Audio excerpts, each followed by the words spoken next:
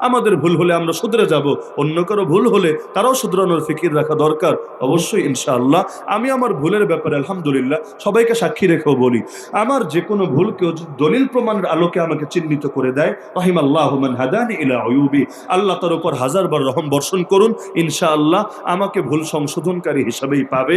কখনো যদি এমন হয় গোটা জাতি একমত যে এটা কোরআন সুন্নাহর দৃষ্টিতে ভুল, তারপরও আমি ভুল মতের উপরে ঘাউরামি করছি, সবাইকে উদাত্ত আহ্বান জানাচ্ছি, আমাকে লাল কার্ড দেখিয়ে দিবেন, তখন আমাকে দাওয়াতও দিবেন না, আমার কথাও শুনবেন না। কিন্তু যদি দলিল প্রমাণের আলোকে ভুল প্রমাণ না করে আর এমনি গায়ের শক্তিতে পেশের শক্তিতে গালিগালাজ করে, ইনশাআল্লাহ এই জবান বন্ধ হবে না।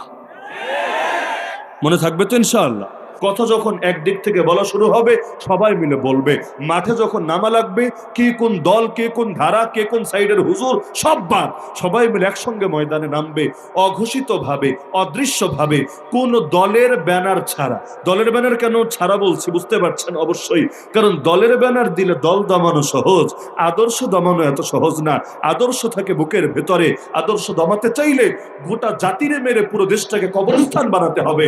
দল দমাতে বেশি কিছু লাগে না, নেতাগুলো নাই করে দিলে দল এমনি নাই হয়ে যায়। তা সুতরাং অঘোষিত ভাবে, অদৃশ্য ভাবে এই দেশের সকল মুসলিম আর ইসলামপন্থীরা, মুসলিম আর ইসলামপন্থী শব্দে একটু পার্থক্য আছে, ওদিকে না যাই সময় স্বল্পতার কারণে, সব মুসলিম আর ইসলামপন্থীরা যদি এই অদৃশ্য একটা প্ল্যাটফর্ম কায়েম করতে পারে, যেহেতু আমাদের উপর সামরিক আগ্রাসন কমই চলে, সাংস্কৃতিক আগ্রাসন বেশি চলে, নাস্তিকরা, সেকুলাররা, পশ্চিমের দালালরা, ভারত চায়নার দালালরা, ইসরায়েল আমেরিকার দালালরা ওদের আদর্শ আমাদের উপর চাপানোর চেষ্টা বেশি করে। সুতরাং ওরা যেমনে মারে, মাইরের জবাবও দিতে হবে সেভাবে। সবসময় হাত দিয়ে মাইর হয় না, কখনো মারে হাতে, কখনো মারে ভাতে। আমাদেরকে আগে ওদেরকে সাইজ করতে হবে ভাতে। ওই একটা দুইটা চর থাপ্পড় দিয়ে কিচ্ছু হবে না, বরং এমন এক শক্তি অদৃশ্যভাবে কায়েম করতে হবে।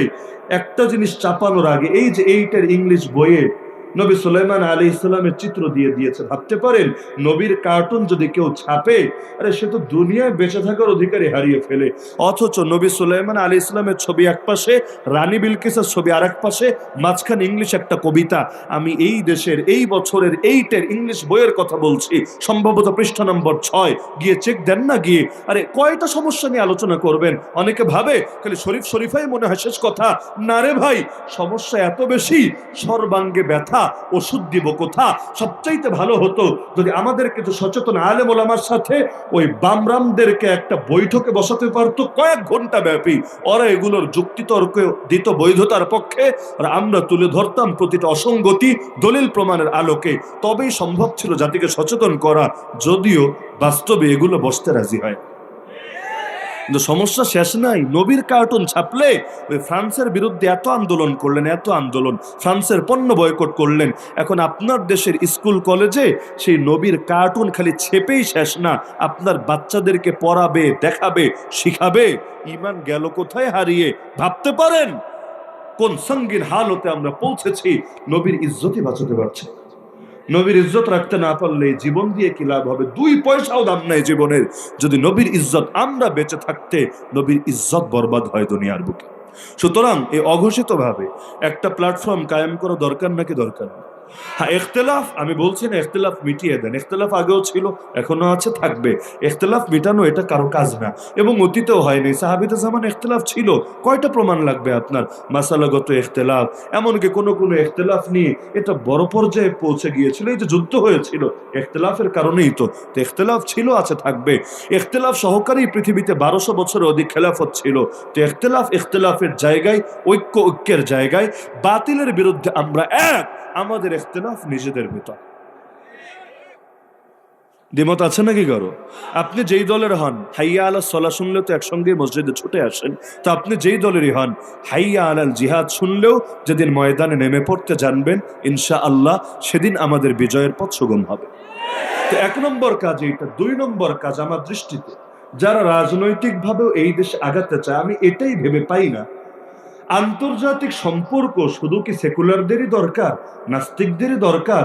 এদেশে যারা ইসলামকে রাজনৈতিকভাবেও বিজয়ী করতে চায়, তাদেরকে রাজনৈতিক কোনো সম্পর্ক আন্তর্জাতিক পরিসরে দরকার না? এই জামানাই তো গ্লোবালাইজেশনের জামানা, বিশ্বায়নের জামানা, কেউ কারো থেকে আলাদা না। তা আন্তর্জাতিক হাত ছাড়া আপনি আঞ্চলিক ভাবেও তো কিছু করতে পারবেন না। যুদ্ধ এখন কিছু হয় অস্ত্র দিয়ে, কিছু হয় কূটনীতি দিয়ে। এই যে তালেবানরা জয়ী হয়েছে, কেউ যদি বলে শুধু অস্ত্রের জোরে, আমি বলবো তুমি ইতিহাসও জানো না, বাস্তবতাও বোঝো না, রাজনীতি জিহাদ কোনোটার ব্যাপারেই তোমার এলেম নাই। বরং এর পেছনে অস্ত্রও ছিল, এর পেছনে কূটনীতিও ছিল। কূটনীতি কারে বলে নতুন করে আমি বোঝাতে যাচ্ছি না, ওটা আবার আরেক আলোচনা। তো এখন কূটনৈতিক তদবিরের দরকার আছে নাকি নাই? খালি আওয়ামী লীগের দরকার, খালি বিএনপির দরকার, খালি জাতীয় পার্টির দরকার, খালি জাসদ বাসদ মাসুদ রাসদ কি কি জানি আছে ওদেরই দরকার, নাকি সকলের দরকার? ওদের সম্পর্ক যদি হয় বাতিলের ভিত্তিতে, আমাদের সম্পর্ক হবে ঐক্যের ভিত্তিতে। আর ইসলাম তো চাই এটা, গোটা দুনিয়ার মুসলমানরা ঐক্যবদ্ধ থাকবে, সকলে সকলের বিপদে পাশে দাঁড়াবে। কিন্তু দেখেন আমরা এই ক্ষেত্রে কতটা পিছিয়ে। বাংলাদেশে আন্তর্জাতিক ব্যক্তিত্ব কয়জন আছে ইসলামী অঙ্গন? আন্তর্জাতিক ব্যক্তিত্ব বুঝেন? আরব আজম সকলে তাকে চেনে, সমীহ করে, মানে। সে যদি একটা আহ্বানও করে যে আমরা দিন কায়েম করেছি, তোমরা এই সাপোর্ট দাও আমাদেরকে, এমন পরিচিত ফেস এই দেশে কি একটা দেখাতে পারবেন আপনি? সন্দেহ আছে। অথচ যোগ্য আলেম বাংলার জমিনে নাই তা না আছে, কিন্তু এই বিষয়টা নিয়ে আমরা নজর দিচ্ছি না, বা এটাকে হয়তো জরুরি মনে করছি না। মাল্লাম ইয়ারিফ আদাত জামানিহি ফাহুয়া জাহিলুন। আমাদের আকাবিররা আমাদেরকে শিখিয়ে গেছেন, যুগের আদত যারা বোঝে না তারা জাহেল। সুতরাং আন্তর্জাতিক সম্পর্কের দরকার আছে নাকি না? দরকার আছে নাকি নাই? কারণ আপনি এক পা দেওয়ার আগে ভাবতে হবে যে পা একটা দিলাম না 10টা দিলাম, এটা মূল কথা না। কিন্তু একটার জায়গায় 10টা দিয়ে যদি 20টা পিছাতে হয়, এটা বড়ই দুঃখজনক ব্যাপার। তো সাপোর্ট সবারই লাগে, শেল্টার সবারই লাগে। দিন কায়েম করবেন, আর আমেরিকা, ইন্ডিয়া, চায়না জাতিসংঘরে নিয়ে আপনারে দমাবে, আপনারও কিছু পাওয়ারের দরকার আছে, যেটা দিয়ে পাওয়ারের কাটাকাটি করতে পারবেন আপনি। এমনটা দরকার নাকি দরকার না? আর যদি কেউ এই দুঃস্বপ্ন দেখেন, অনেকে দেখে আর কি, যে শুধুমাত্র সব বৃহৎ পরিকল্পনা, দীর্ঘমেয়াদী প্ল্যান, দূরদর্শী চিন্তা ভাবনা বাদ, এমনকি অদৃশ্য ঐক্যবদ্ধ প্ল্যাটফর্ম বাদ, খালি দল একটা বানায়া কিছু মুরিদ টুরিদ নিয়া ভোটাভুটি কইরাই ক্ষমতায় চলে যাবেন। 50 বছর 52 বছর তো গেছে, আরো কয়েকশো বছর যাবে, ওই ললিপপ খাওয়া স্বপ্ন আর পূরণ হবে না। দৌড় খালি মেম্বার চেয়ারম্যান পর্যন্ত থাকবে, আর 2-4টে এমপি হলেই ঘোড়ার ডিমের ফায়দা হবে। কিন্তু এই ইসলামী শাসনতন্ত্র কায়েম করতে চাইলে, বাস্তবে ইসলামী সংবিধান কায়েম করতে চাইলে যে শক্তির দরকার আছে, ওটা ভোটাভুটি দিয়ে হবে না রে ভাই। যেখানে এই দেশের কেন্দ্রীয় নেতারাই বারবার বলে বিদেশিরাই নাকি ক্ষমতায় আনে, বিদেশিরাই নাকি ক্ষমতা থেকে সরায়, তার মানে এখানে কতটুকু জনগণের দ্বারা হয় আর কতটুকু অন্যের ইশারার দ্বারা হয়, এটা জাতির সামনে অস্পষ্ট না। আর এটা ভাববেন না অধিকাংশ জনগণ আপনার পক্ষে থাকবে। আমি লিখে দিয়ে যাব, অধিকাংশ কখনোই ভালোর পক্ষে ছিল না, এবং আল্লাহর খলিফা মাহদী আসার আগ পর্যন্ত থাকবেও না। অধিকাংশরে নিয়ে কিছু করতে চাইলে ইসলামের চিন্তা বাদ দেন, তাইলে শয়তানের পথ ধরেন, অধিকাংশকে পাশে পাবেন। অধিকাংশ জীবনেও পাশে দাঁড়াবে না, কারণ এতে তাদের স্বার্থ রক্ষা হবে না। আর স্বার্থের বাইরে গিয়ে কে দাঁড়াবে পাশে? দুনিয়াতে মুসলমান বেশি না মুসলিম বেশি? নিঃসন্দেহে মুসলিম বেশি। মুসলমানের মধ্যে নামাজি বেশি না বেনামাজি বেশি? নিঃসন্দেহে বেনামাজি বেশি। নারীদের মধ্যে পর্দানসীন বেশি না বেপর্দা বেশি? নিঃসন্দেহে বেপর্দা বেশি। ইসলাম কায়েম করবেন, এর ফলাফল কি তা কি বেনামাজিরা জানে না? তা কি জিনাকাররা জানে না? তা কি চোরেরা জানে না? ডাকাতরা জানে না?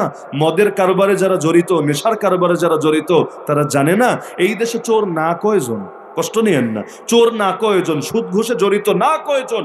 বাটপারি দুর্নীতি করে না কয়জন?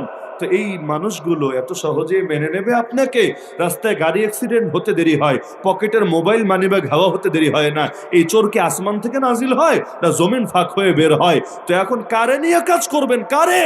এমনকি কখনো লেবাস পরে যে আকাম কুকাম করে, কার উপরে আস্থা রাখবেন অন্তর চিরে না দেখে? সুতরাং অধিকাংশ কোন দিকে আর কম সংখ্যক কোদ দিয়ে, এটা দিয়ে ইসলাম কায়েম হবে না। ইসলাম কায়েম হবে আল্লাহ আর তার রাসূলের আদর্শ কোন দিকে, এটা দেখে। এখন অধিকাংশ পক্ষে থাকলেও আলহামদুলিল্লাহ, না থাকলেও ব্যাপার না। অধিকাংশের ময়দানে নামালে কি টিয়ার শেল মারা শুরু হলে, গুলি মারা শুরু হলে কয়টা থাকবে পাশে? আমাদের এই 2 চোখ সাক্ষী আছে, 2 কান সাক্ষী আছে। আমাদের কই সবক শিখিয়ে লাভ নাই, বরং নিজের চোখে দেখে দেখে আমরা বুঝেছি অধিকাংশের নামানো যেমন সহজ, টেকানো এর চাইতে হাজার কঠিন। ওই সবাই বলবে এগিয়ে যাও, আমরা আছি তোমার সাথে, তোমার সামনে, তোমার পেছনে, তোমার ডানে, তোমার বামে। খালি বিপদ শুরু হতে দেরি, টর্চ লাইট দিয়েও খুঁজে পাবেন বেগুলো। কি বেশি অবাস্তব মনে হচ্ছে কথাগুলো? অবাস্তব মনে হলে গালি দেন, সমস্যা নাই, গালি খেতে আমরা রাজি আছি। নবীরাই যদি খেতে পারেন আমরাও খেতে পারবো। এজন্য চামড়া আগেই মোটা করে রেখেছি, ওয়ালা ইয়াখাফুনা লাউমাতা লাইম। কিন্তু একজন মানুষ যদি কথাগুলো নিয়ে ভাবে, তাহলে তাকেও এটা ভেবে কিছু না কিছু করণীয় নির্ধারণ করতে হবেই হবে। ওই ভোটাভুটি দিয়ে দিন কায়েমের স্বপ্ন দেখেন না রে ভাই। এই মাটিতে বামরাই সুবিধা করতে পারে নাই, আপনারা করবেন কোত্থেকে? হ্যাঁ, বলবেন না ইসলামের সৌন্দর্য দেখিয়ে দেখিয়ে করব, পারবেন না, অতীতেও হয় নাই। আমি নজির টানতে যাচ্ছি না, না হলে অনেকে আবার বলবে আমাদের দুঃখ দিয়ে আর আবার দলিল দেয়, আমাদের গা থেকে রক্ত ঝরে, এরা এগুলো দিয়ে প্রমাণ হিসাবে উপস্থাপন করে। দরকার নাই, কারো কলিজে আঘাত দেওয়ার দরকার নেই। তবে বাস্তবতা এটাই, ভোটাভুটি দিয়ে বাংলার জমিনে ইসলাম কায়েম করা। আরে ফতোয়া রাখেন, আমি ফতোয়ার আলোচনায় তো আজকে ঢুকেই নাই। ঢুকেছে নাকি? কোনটা হালাল, কোনটা হারাম, কোনটা মুবাহ, কোনটা ওয়াজিব, ওদিকে আমি যাচ্ছি না। আমি বাস্তবতার আলোকে কথা বলছি। কারণ আমরা তো আর মঙ্গল গ্রহে থাকি নাই, দুনিয়ায় থাকি। বাস্তবতা দেখে দেখেই সিদ্ধান্ত নিতে হবে। আল্লাহ নবী তার জামানার বাস্তবতা মূল্যায়ন করেন নাই? করেছেন। কাবা ঘর বাড়ান নাই কেন? কাবা ঘরটা আগে টাকা কম ছিল বলে ছোট করে বানিয়েছিল, একটা অংশ বাইরে ছিল, বাড়ালেন না কেন? মুনাফিকদের কল্লা কাটলেন না কেন? বাস্তবতা সামনে রেখে। সুতরাং বাস্তবতা অস্বীকার করা যায় না, এটা করা উচিত না। সুতরাং ভোটাভুটির দিকে যতটা নজর দেন, শুধু একটা কথা আমি বলি, বাংলাদেশে ইসলামী রাজনীতি যারা করে, এরা যেই পরিমাণ নজর দেয় বিভিন্ন শুধু শাখাগত ধর্মীয় কিছু বিষয় নিয়ে মিছিল মিটিং, আর ভোটের সময় আসলে ভোটাভুটি নিয়ে, এর 10 ভাগের 5 ভাগ মনোযোগ যদি দিত সমাজ সেবা নিয়ে, মানুষের মন জয় করা নিয়ে, আর্ত মানবতার পাশে দাঁড়ানো নিয়ে, আমি গ্যারান্টি দিয়ে বলবো এরাও সেই ফরাজি আন্দোলনের মতো অঘোষিত এক নেতৃত্ব কায়েম করতে পারতো বাংলার জমিন। কিন্তু বাস্তবতা হলে এখনো পর্যন্ত মানুষ এই ইসলামী রাজনীতিবিদদের ভাবে এদের কাম খালি ফতোয়া টতোয়া দিবে আর ধর্মের উপরে আঘাত আসলে টুকটাক আন্দোলন করবে, ব্যাস। কিন্তু এরা নিজের জীবন আর জীবিকাও আঘাত খেলে সবাবে এদের কাছে সবচাইতে কার্যকর আধুনিক বিজ্ঞানসম্মত ফর্মুলা আছে। বাস্তব কথা এটা অধিকাংশ মানুষ এখনো জানেও না, মানেও না, স্বীকারও করে না, একমত না। বাস্তব নাকি অবাস্তব? আগামীকাল হয়তো আমার বিরুদ্ধে অনেকে খেপবে, আপনি সবাই আঘাত দিচ্ছেন। তো যেটা বাস্তব সেটা তো বলতে হবেই হবে। হয়তো দুদিন আগে বুঝবে, কেউ দুদিন পরে বুঝবে। আমরা বললে আমরা গালি খাবো, যখন বড়রাই মুখ খুলবেন তখন আর গালি কারে দিবে?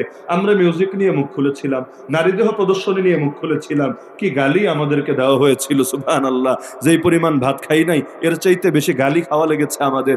পরবর্তীতে দেখা গেল এই কথাও বলে দিল বাংলাদেশের 80% আলেম বলদ, এগুলার হিসাবে ধরে লাভ নাই, আর বাকি 20% নাকি মোটামুটি চলে। একমাত্র তিনিই হলেন বিশেষ জগতের এলিয়ান, যারে পুরাপুরি পারফেক্ট হিসাবে ধরা যেতে পারে। এখন তো দারুল উলুম দেওবন্দ থেকেই ফতোয়া এসেছে। এখন বলুক দারুল উলুম দেওবন্দ আকাবির বিরোধী, দারুল উলুম দেওবন্দ মানহাজি, দারুল উলুম দেওবন্দ খারেজি, দারুল উলুম দেওবন্দ ফিতনা সৃষ্টিকারী, নাউযুবিল্লাহি মিন যালিক। মিউজিক হারাম, এটাও নাকি ফতোয়া দিয়ে বুঝাতে হয়। কোরআন যথেষ্ট না, সুন্নাহ যথেষ্ট না, এতটুকু এলেম যার থাকে না, এ আবার নিজের আলেম, আল্লামা দূরের কথা, আলেম দাবি করে কোন যুক্তি? তো এখন যখন আমরা বলি হয়তো ভালো লাগবে না, অনেক কিছু আগে আগে বললে ভালো লাগে না, কিন্তু এক সময় বুঝে আসবে ইনশাআল্লাহ। আর যদি না আসে তাতেও সমস্যা না।